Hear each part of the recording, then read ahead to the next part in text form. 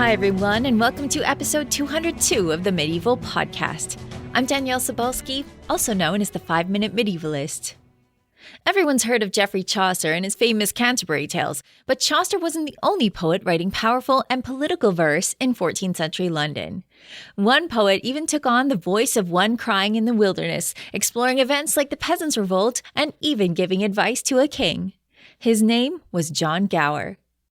This week, I spoke with Dr. Eve Salisbury and Dr. Georgiana Donavin about Gower and his poetry. Eve is Professor Emerita of English at Western Michigan University and the editor of 4 Middle English texts, including one of my favorites, The Trials and Joys of Marriage. She's also the author of Narrating Medicine in Middle English Poetry. Georgiana is a professor of literature, media, and writing at Westminster College and the author of Scribit Mater, Mary and the Language Arts in the Literature of Medieval England. Both of these scholars are co-directors of the Gower Project and co-editors of Accessus, a journal of pre-modern literature and new media. Our conversation on who Gower was, what he wrote, and why we should get to know him is coming up right after this. Well, thank you, Eve and Georgiana, for joining me to talk about Gower today. It is a pleasure to have you here. It's a pleasure to be here, Danièle. Thank you. Same for me. I'm so happy to have you both here. So we're going to be talking about Gower, who is a poet who was well known in the 14th century, lesser known today, lesser known than Chaucer. So tell us a little bit about who John Gower was, and any of you can take the question. Well, I'm happy to start. So Gower was born around 1330. In the 1370s, he began to write the important poems that we know him for today. For instance, the Mirror de l'Homme, which has a couple of titles that we should know. The Speculum Hominis and the Speculum Meditantis are also titles. Gower changed the title of that French poem to rhyme with other poems that he wrote later so that he could build his own rhyming, memorable legacy, which is part of the legends about him. But in any case, the early French poem from the 1370s begins talking about creation and how sin came about, how the virtues and vices arose, and then proceeds to discuss how those come into the world, and ends with a biography of the Virgin Mary, because the Virgin Mary's virtues are correlated to the virtues that Gower treats earlier in the book. And so that's the French work. A little bit later, he begins the Vox Clamantis, which I know is going to be one of our major subjects for today. And Eve, do you want to talk some about the content of the Vox, since you've written some about the Vox as well? Yes, it is a 10,000-line Latin poem. And Vox Clamantis means voice of one crying. It refers to voice of one crying from the desert, or I think John the Baptist would be the person of note there. So it is a work that is both very critical of the three estates. It's an estates satire. That's the genre it's considered in, at least the body of the poem. But Gower added a visio to it after the fact. So the Visio Angliae is about the rebellion in 1381, and Gower's narrator claims to be an eyewitness to that. And he puts that on the beginning of the poem, so then the rest of the poem looks very prophetic, and he looks like a prophet.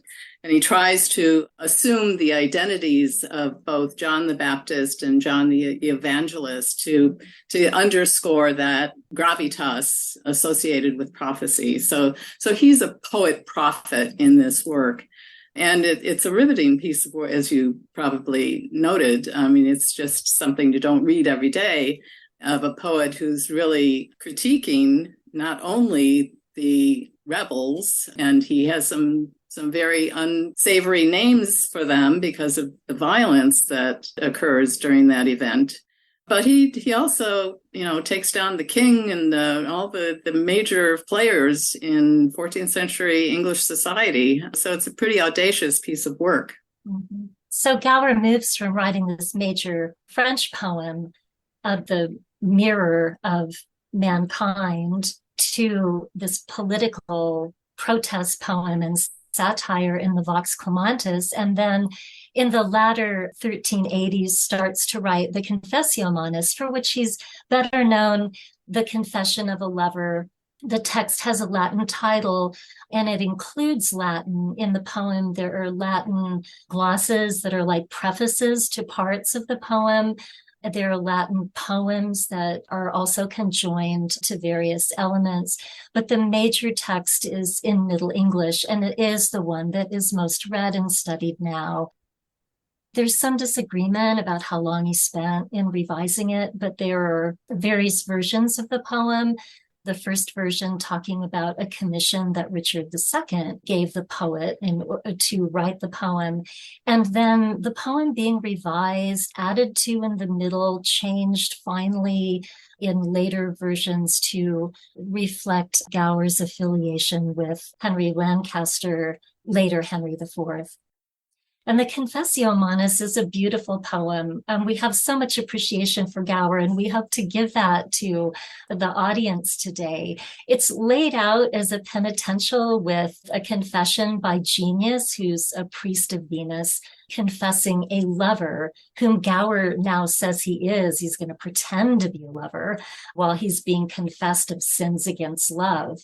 And all this is prefaced by political material satire about the three estates, which reflects and resembles a lot of the writing in the Mirror de l'Âme as well as the Vox Clamantis, and then ends up with a lover being presented as too aged to enter a love's court anyway after this long and fairly unsuccessful confession, after which he is no closer to talking to the lady of his dreams. What a shame. And he ends up taking prayer beads that Venus gives him and going away for a meditative life, or as some read it, slinking off into depression as he's separated from the lady. But that, as you can imagine, as a romance-oriented text, is an extremely popular text and was popular among readers at the time. So and there are 49 copies of that, of the Confessio Mantis, as opposed to 11 manuscripts of the Vox Clamantis. And how many of the Miroir? One in Cambridge University Library. Yeah. Right. So that gives you some sense of what played to an audience. And, the fact that he could speak to 3 different audiences, and some of course could cross over in terms of language, but it is quite extraordinary, I think, and probably an achievement that is even, pardon the expression, Chaucer in some ways. Yes. Well, it's just so impressive when you just look at his resume, right? His CV. He's writing in 3 languages. He's writing criticism of society. He's writing about lovers. He's writing about ancient stuff. He's got all sorts of allusions to ancient stuff. He may have been commissioned by Richard II. Who is this guy? Who is this guy? Who might he have been that he has all this education and all these opportunities? Yeah. Not a lot is, you can fill in, Georgia, not a lot is known about his education, and a lot more is known about his life. I think various people have written about aspects of his life, but I think the best biography at this point is by Martha Carlin in a book called The Historians on Gower, strangely enough. So this is a historian's perspective. Historians look into all of the documents that could be found. And what do we know about him? He was a quote unquote man of means, so that he had income, rental income. He dealt in some properties. He had some interests in lending money. I don't know how deep to go into that, but he had an income. And so I imagine that this income allowed him to read everything that he needed to read in order to write everything he needed to write. Otherwise, well, I don't know, you can't make that excuse for Chaucer. But he seemed not to be indigent or begging on the streets at any moment, right? So, in terms of his early life preparation, we talk about education. this is unrecorded, but the fact that he quotes and uses lines from Ovid so often suggested a deep education in the grammar curriculum. Ovid, it just occupies various tissues in his verses where he's using a canto style, absorbing Ovid's lines into various other things with different points of view. And Ovid was the poet so often used in grammar school education. And the fact that Gower uses many of the narratives that were imported, I mean, we think of these as salacious narratives today, right? Narratives of love longing and various kinds of sexual violence, the sort of thing that was taught in medieval schools. Gower seems very attached to and wants to reuse these kinds of stories. So I think from the literary evidence, we can assume that there was some of what is known about grammar school education going on there, but what it was and how it happened and whether or not that actually led him to legal training, because of course there's the legend that Chaucer and Gower were together at the Inns of Court, is still very much up for debate. I like so many arguments about Gower as a lawyer. I love what Candace Barrington has written about Gower's legal associations with the House of Lancaster, and also Sebastian Sebecki's work locating Gower in Chancery, attempting to show Gower as a Chancery lawyer, but the jury is still out on whether or not Gower was actually a practicing lawyer. I've been reading some stuff today. The argument about his being a Chancery lawyer, it makes sense. There's more evidence, I think, to support that view, in that the Chancery was set up through the king. He set up a Lord Chancellor, and the Lord Chancellor was called the keeper of the king's conscience. Mm-hmm. And the job of the Chancery was to make sure that everything was handled equitably. So they handled trusts and guardianship for minors, and then that sort of thing, to make sure that the judgments that came down weren't too harsh. And that, as I'm reading more about this, it sounds like something Gower would do to make sure that the minors that he is in contact with are not taken advantage of, and so on. So I think that's a strong case. And also, Martha Carlin points out the many times that he's referred to as Esquire, which is, another word for lawyer. So the case seems to be getting stronger and stronger as people are looking more closely at this. Mm-hmm. Certainly, keeper of conscience works for almost everything. Yeah, I love that. Yeah, the keeper of conscience. I mean, that's such a moral Gower kind of thing. Uh-oh. It's like his job description. Because that epithet has worked both ways in Gower's studies. I think turning people away from reading Gower, thinking, oh, dull, preachy, boring. But when Chaucer called Gower a moral Gower, he probably meant something like an ethical purveyor of the best mores. Or the keeper of the conscience of England. And the keeper of conscience. Yeah, that's right. Yeah. Let's change all that. Yes, I know. And Chaucer did that. Gower's studies suffered a great blow. I don't know, is this something, the resistance to morality, I guess, at the time? Maybe it was during a time when we were all experiencing a moment of hedonism and freedom, the 60s for some reason. But, well, it was partly, too, because of the way Gower was printed. In the 16th century printings of the Confessio Manus, Thomas Berdelet, who was the king's printer for Henry VIII, produced a couple of editions of the Confessio Manus in which he made these kinds of arguments about Gower. And Berdelet was known to print religious texts and this kind of thing, so that particular imprimatur added a sheen to the idea of moral Gower as well. So it's part of the literary culture, and the legends started from thinking about what the friendship between Chaucer and Gower might have meant, and then also the material culture where we track the printings and what kind of audience they drew. Yeah. Right. Yeah, it makes sense that we are bringing all this stuff up because even I actually met at a Chaucer conference and she told me at that time, you need to read Gower, which I hadn't done. And now I have finally I done did. that. You did. I think it was like under your breath because it was a room full of Chaucerians. But Yes, that's right. Don't tell anyone. Don't tell anyone you're reading Gower. That's right. But it's We like, use subliminal persuasions to get people to read Gower. but it seems to be like a Beatles and Rolling Stones thing where like you can't like both, but of course you can like both. And this idea of moral Gower, I think makes a lot of sense. If we're talking about Vox Clamantis, let's just start talking about this now because we're talking about the conscience of the king as one aspect. And this is, Eve, you've already said this is an audacious book because he's not only taking aim at the peasants during the peasants' revolt. We might want to take 1 second to remind people what that is, but he's taking aim at monks, friars, priests, even the Pope, and he's daring to give advice to the king. So this is an audacious book where he is the conscience of the king. So let's get into that. So let's talk for a second about what the peasants' revolt was and why it's worth talking about in a book about King Richard. So the first thing I would do is to rename it.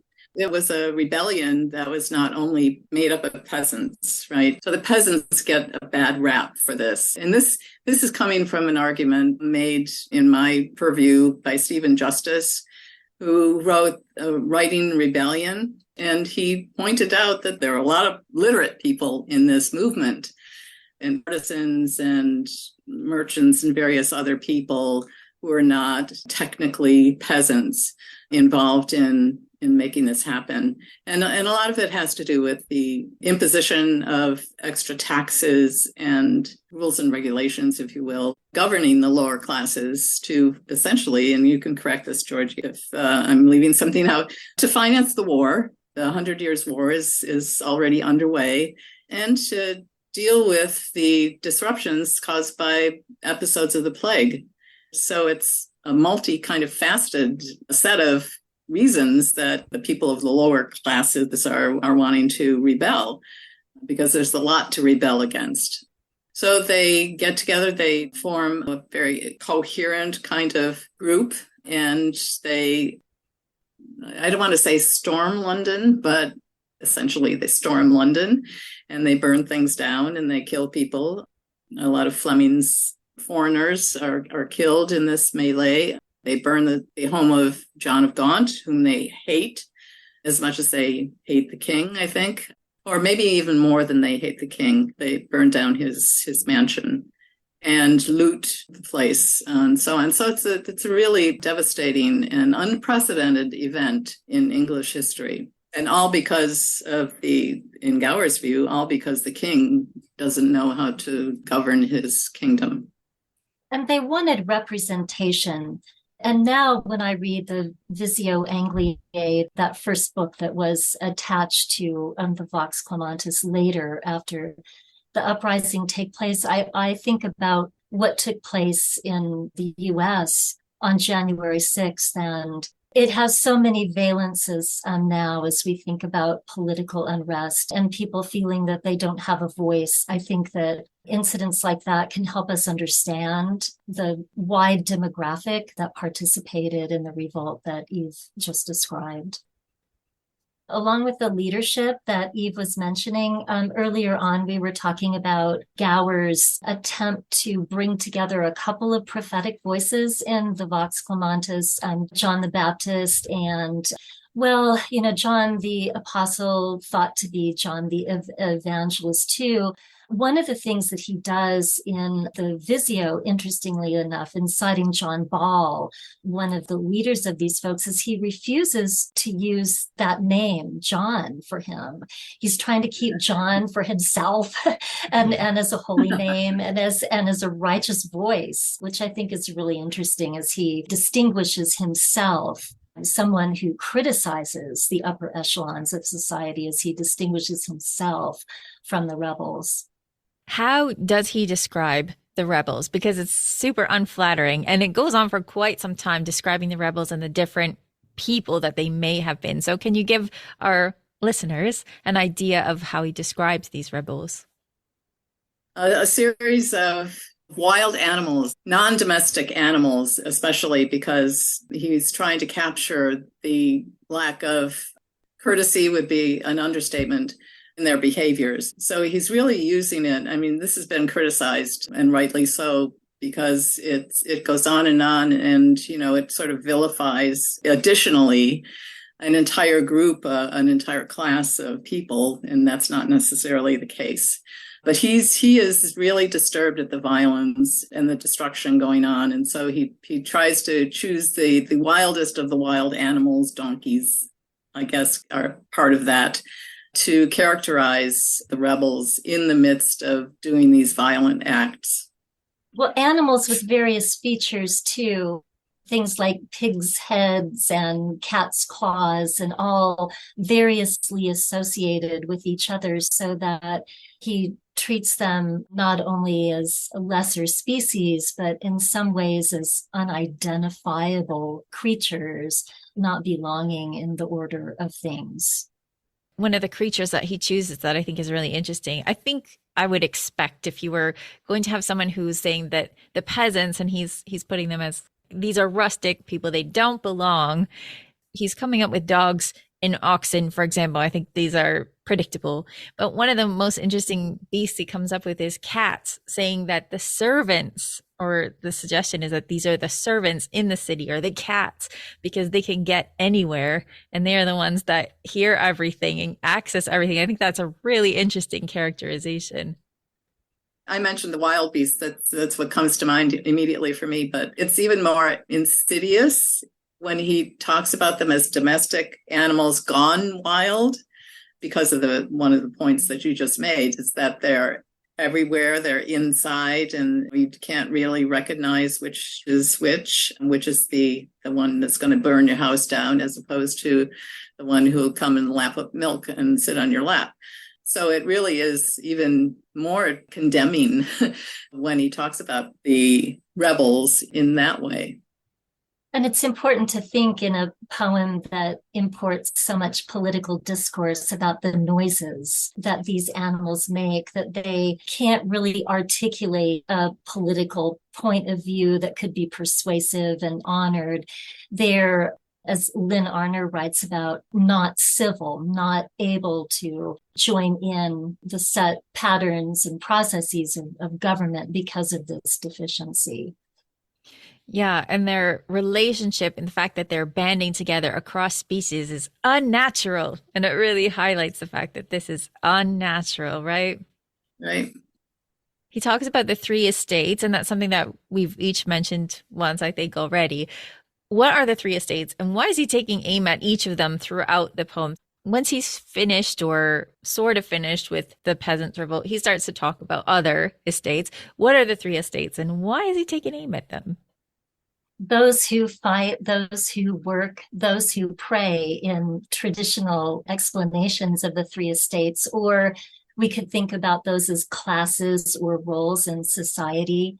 One reason that Gower employs that rubric is that it is kind of a conservative and accepted rubric, but it's also a state of play that really is no longer seen. I mean, medieval society has so many different layers to it than those who fight, or the knights, or the nobility, those who pray, those in the church, or those who work, whom we've been characterizing as peasants, but that's just one large example. Those who work embraces all of those who are in cottage industries, merchants. There are, again, so many different levels and layers, artisans. So Gower uses what could be said to be an old and outdated paradigm, but he's trying to incorporate new roles into that to try to show how it is that society should work, and how all participants in his own day should behave in order to coordinate activities and spread peace and productivity. So it's all about keeping the social and political body together. And that's one of the problems with what's going on in the 14th century in the background. So a war with France, or a serious war with France, the plague, and also the schism, the split in the papacy between Avignon and Rome.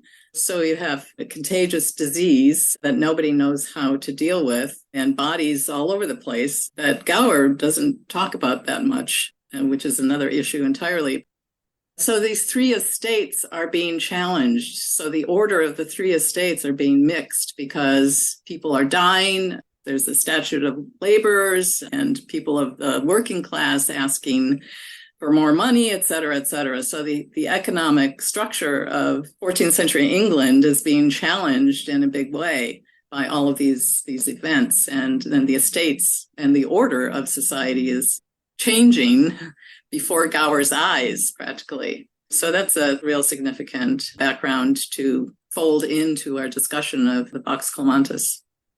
And it's another good example of how events today can help us understand something like Gower's concerns of the difficulties in various labor markets during and after COVID really reveals to us experientially what it might have been like in the 14th century in order to try to, as some say, hire good people for various work. And Gower complains about that not everyone wants to do the jobs that they used to be assigned to do. And workers are so much more mobile as they can take advantage of better conditions for themselves as there are fewer workers for the amount of work to be done. Mm-hmm. And all of this requires a king who's on top of things, no pun intended.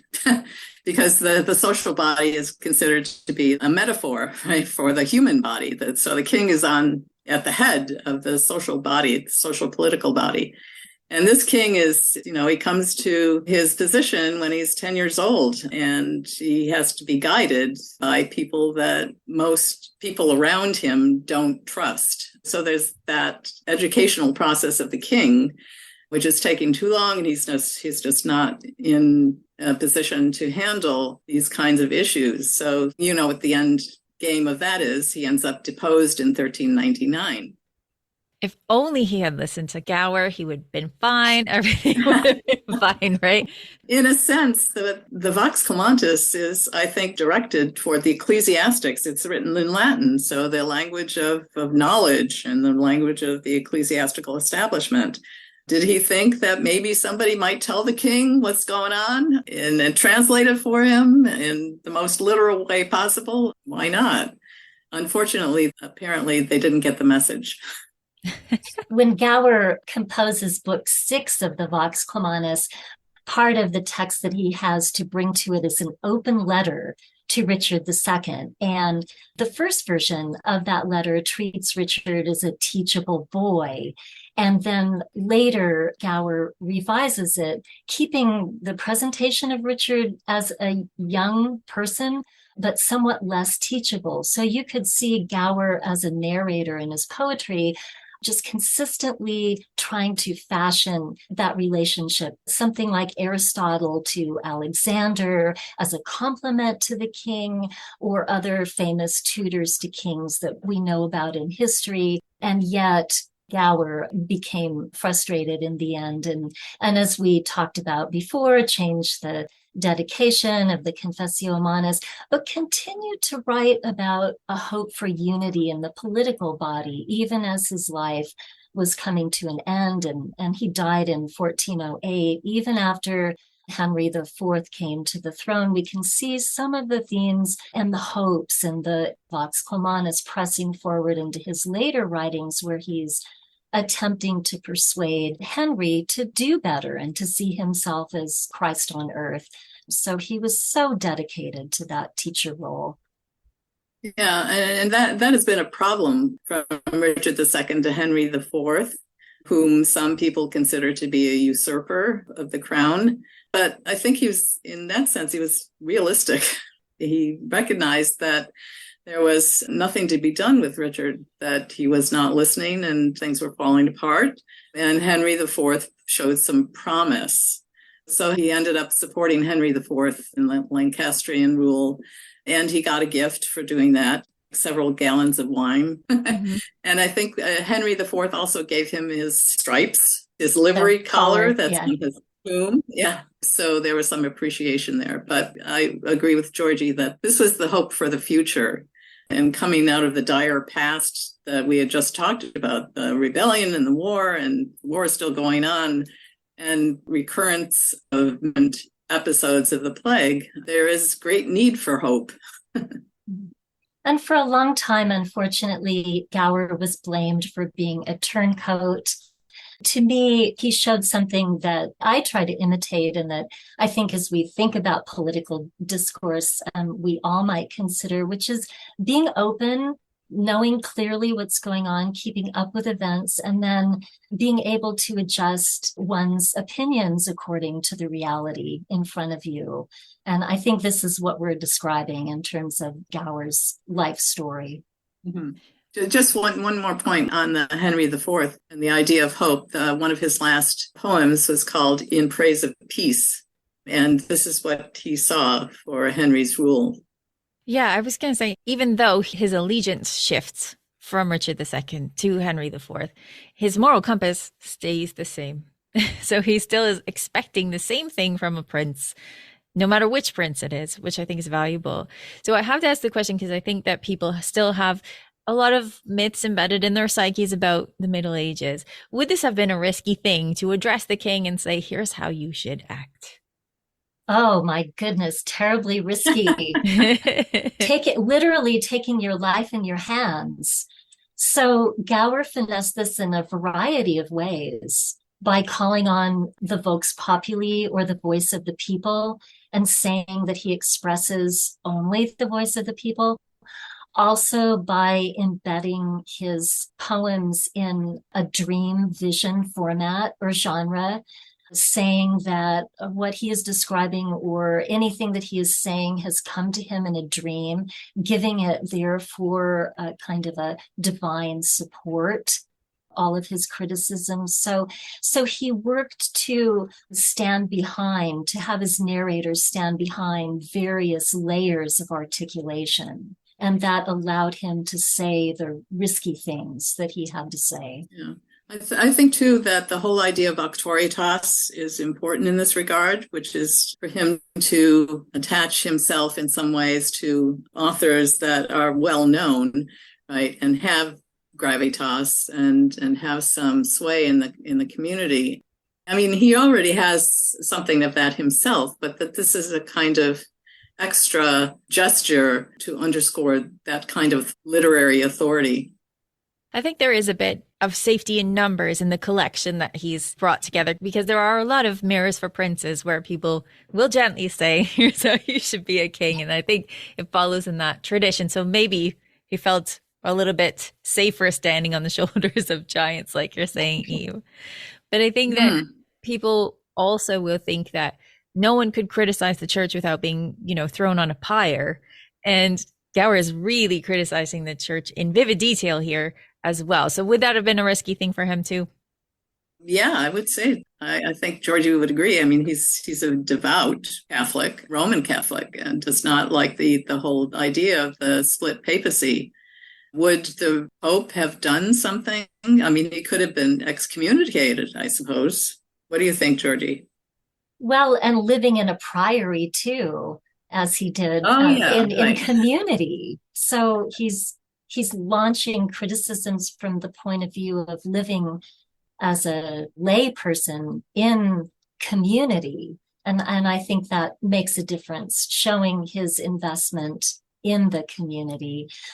Often it's said of the reputations of Chaucer and Gower, and we were talking earlier about how Gower is less read, is that Gower in his poetry is so much more explicitly Catholic than Chaucer. And so while he does make these criticisms that we're talking about in the satire, in the Vox Clamanis, there are also so many ways in which he supports church doctrine, church processes, and loves the church in various ways. I think about one of the poems he wrote toward the end of his life, also a Latin poem called Rex Celi Deus, King, Lord of Heaven. And he casts Henry IV at his coronation in church with everyone singing in glory to God. And so, again, there's so many passages like that too. I think when we look at Gower and we think about these criticisms, we have to strike a balance.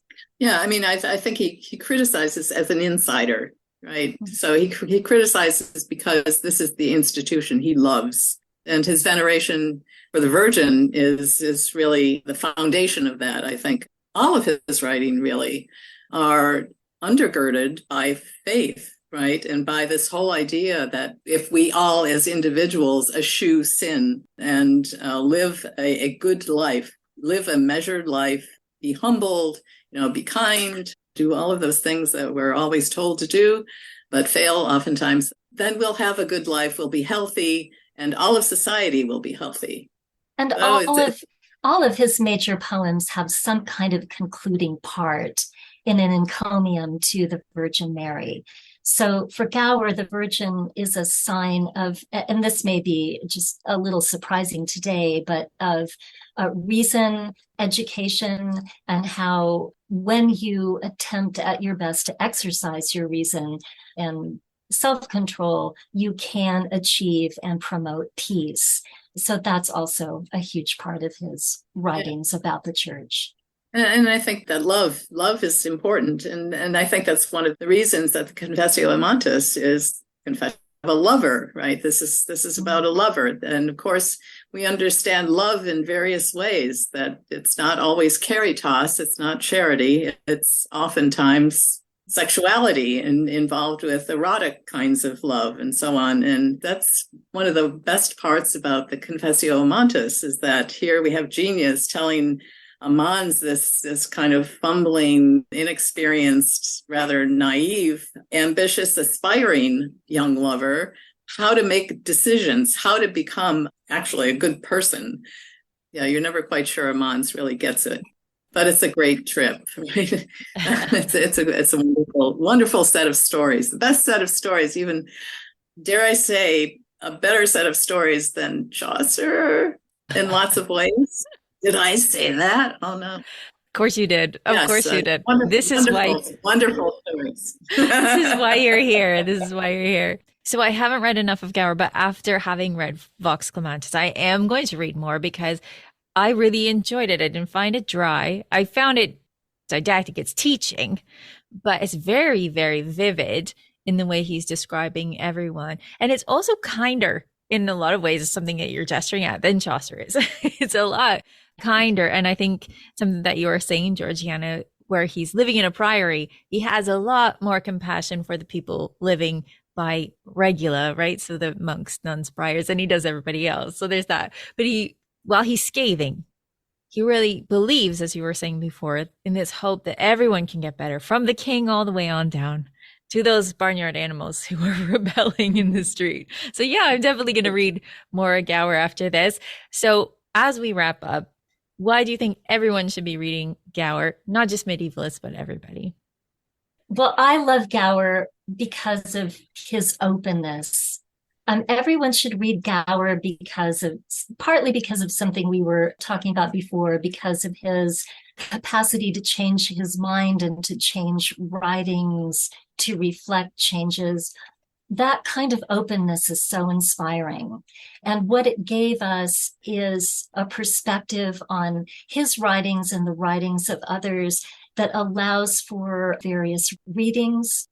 It has spawned a whole new set of contemporary criticism that we would call medievalism, and in other words, taking like contemporary points of view and reading past texts through that. So Gower's openness and the way that he revised and continued to reassess gives us new queer readings of Gower, a variety of different kinds of gendered and social and scientific readings of Gower.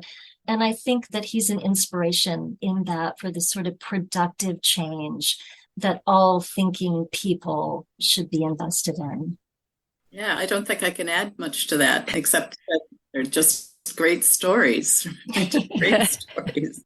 Many of these stories, and they're all obviously in Middle English, and so we come at this with the Middle English in the Confessio Amantis, which is the first Gower work I would suggest people read. The Vox Clamantis might be off-putting to some people unless you know exactly what you're getting into, but the Confessio Amantis really is accessible and enjoyable, and Gower has a sense of humor. It's not like Chaucer's sense of humor, but there are some really funny moments in Gower, and you have to get into it and discover them, but it's worth the effort. Can I also suggest in translation some of the poems in the Cinquante Ballade, whose date is very disputed, so I won't get into that here in the end, but those poems can be taken one at a time or as part of short cycles, and they're translated from their original French, and they're quite charming lovers' engagements and some of the first Valentine's Day poems. Next year, when the audience is thinking about making Valentines, you could copy Gower. There you go. Yes. And by then, everyone will know who he is because they will have listened to this podcast today. Thank you so much for coming on and talking about Gower. This has been fascinating, and it has been just so awesome to have you here. Thank you, Danièle. Thank you so much. To see you. To learn more about Eve's work, you can follow her on Twitter at Eve Salisbury. You can find Georgiana's faculty page at westminstercollege.edu, and you can follow the Gower Project on Facebook at facebook.com/The Gower Project. You can get hold of the new poetic translation of Vox Clamantis, or The Voice of One Crying, for free at scholarworks.wmich.edu/accessus/vol7/ISS2/2. Before we go, here's Peter from medievalist.net to tell us what's on the website. What's going on, Peter? Hey. Well, I have a piece on medieval autobiography from the 14th century. And I think people are familiar with some more famous ones like Marjorie Kemp or Augustine, but this is a really unknown one. It's by a guy named Opicino de Canistris, writing in 1336. He's about 40 when he writes this. And it's both kind of really mundane and nothing special because he doesn't have a big career, or like he's not really well known, but it's really weird because of the way he wrote it into a manuscript. He had a lot of kind of religious, I guess, views. So he writes all these weird diagrams and animals and circles and faces. And he's kind of putting his little autobiography on the sides of these big pictures of Mary with people inside her and little circles. And yeah, like you have to look at it as, he's a little tripped out, right? And this is before the Black Death and all that crazy stuff happening. That's right. So, but, otherwise it's really kind of fun. It's not really an autobiography, more of like a confession that he's writing. So when he's 4, he says, I cracked my forehead on a rock. And then he talks about going to school. He lived in Padua. And he said, I hated school. I just hated it. So it's kind of funny, but he starts to learn. He becomes a bit of a teacher. He doesn't quite find religion until he's in his 20s, because there's even a little part where he says, when he's about 20, he says, I was still struggling with the flesh. Many times I was conquered with my own consent. Well, I mean, who can't relate? But, a couple years later, he starts finding God and he becomes a priest, but then, he has trouble finding work, right? So a lot of his business is, this job's not paying me anything. Who can't relate to that? Yeah, so it's a very fun, like he eventually becomes a clerk in the papacy working in Avignon. And basically, I think that's why we have his manuscript. They were probably written there when he had some spare time. And no one else read them, and they were just kind of kept there. And they're still there, and you can actually look at them online. They're pretty fun to see. If you want to look at some strange faces and circles. And anyways, I have some excerpts from this autobiography I thought was pretty fun, and you can read that. Do you have pictures to go with it on your article? Yeah. I took a few of the nicer pictures that I thought included it in. He has a wonderful drawing of the Cathedral of Pavia. He must have done it from memory, too, because he was writing in Avignon at the time. But yeah, a wonderful drawing of the cathedral. Check that out. Plus, check out the piece we have on how the court of King Henry II of England was like hell. You surprised me. I was like, it's going to be like, what? Like hell. Oh, yeah. Well, I mean, He's the father of the Devil's Brood, right? So That you can see how that might be like hell. Yes, it wasn't quite like hell, as Walter Map explains, but as near as hell as you could get. Well, Prince John was there, so. Yeah. So some fun reading. Perfect. Thanks so much, Peter. Thanks. I'm still working on last week's episode of Extra Medieval, but you'll get hold of it soon. In the meantime, it's time to thank everyone who supports this podcast as well as other indie podcasters and historians through medievalist.net's Patreon page. Patrons can access all sorts of really great stuff like subscriptions to the Medieval Magazine and Medieval World Magazine, as well as ad-free versions of this podcast and Extra Medieval. To get in on all the action, please visit patreon.com/medievalists. For everything from Gower to Flowers, follow medievalist.net on Facebook or Twitter at Medievalists. You can find me, Danièle Cebulski, on social media at 5MIN Medievalist or 5-Minute Medievalist. And you can find my books at all your favorite bookstores, where you can get hold of How to Live Like a Monk, Medieval Wisdom for Modern Life in hardcover, ebook, and audiobook. You can even pre-order my new book, Chivalry and Courtesy, Medieval Manners for a Modern World, which comes out in September. Our music is Beyond the Warriors by Geefrog. Thanks for listening, and have yourself an awesome day.